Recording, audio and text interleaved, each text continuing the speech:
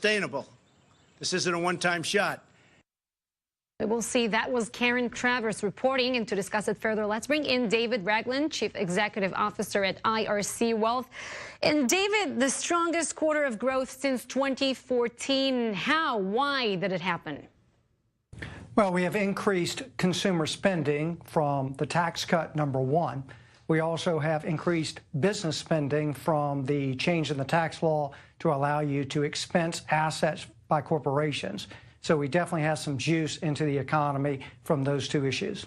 David, didn't the economy, though, also get juiced by companies overseas that started buying up a lot of U.S. products, stocking up because they knew that some of the tariffs and the trade war were coming? Absolutely. No question. So, I mean, again, it's hard to say. I mean, is this due to true economic strength, or as some economists are saying, this is a blip that will likely not be repeated in the next couple of quarters? We're already starting to see some crosswinds ourselves because as we talk to some of our clients in the business community, the executives see very favorable tailwinds. But at the same time, from residential consumers, we're already starting to see the bite of higher interest rates as well as potentially higher costs for vehicles due to the upcoming tariffs on automobiles. So the numbers that we see today, they do mean that the U.S. economy is doing better, as President Trump keeps pointing out to. He also tends to mention the low unemployment rate. But to what extent would you give President Trump the credit for it? And maybe you mentioned the tax cut. Well, no question the tax cuts are putting more money in the consumers' pockets.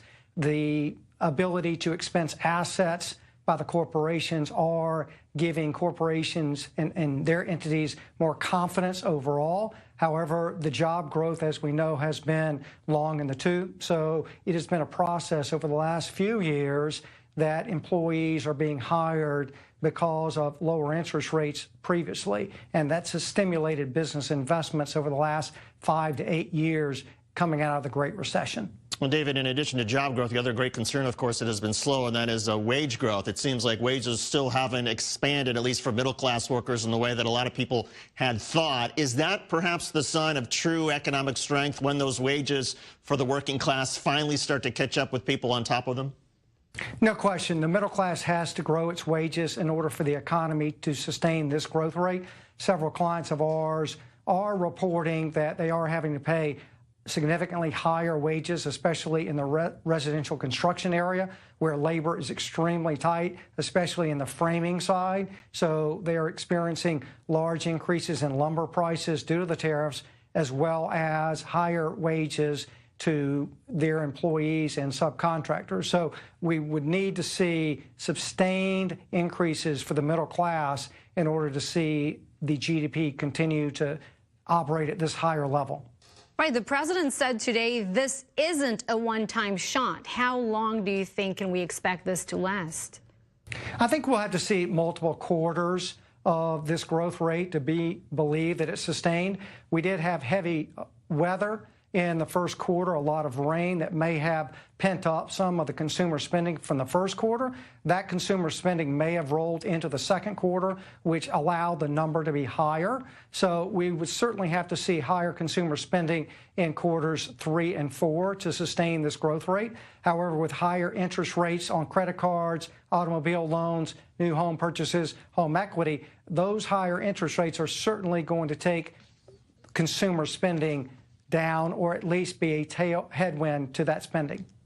David Ragland, Executive Officer, IRC Wealth, thank you very much for that. Thank you very much.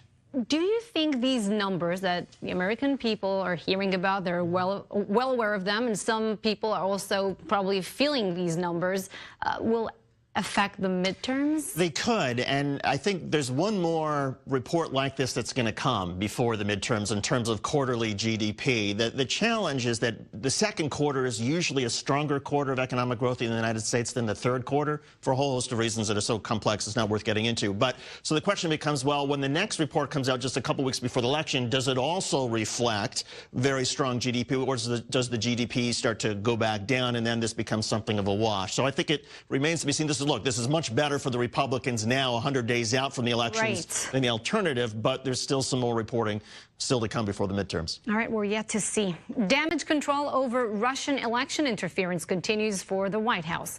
The president's former lawyer, Michael Cohen, says that the president knew about a meeting between his son and Russians offering dirt on then-candidate Hillary Clinton. Cohen says that he's willing to testify to special counsel Robert Mueller's grand jury investigation into the Trump campaign's involvement.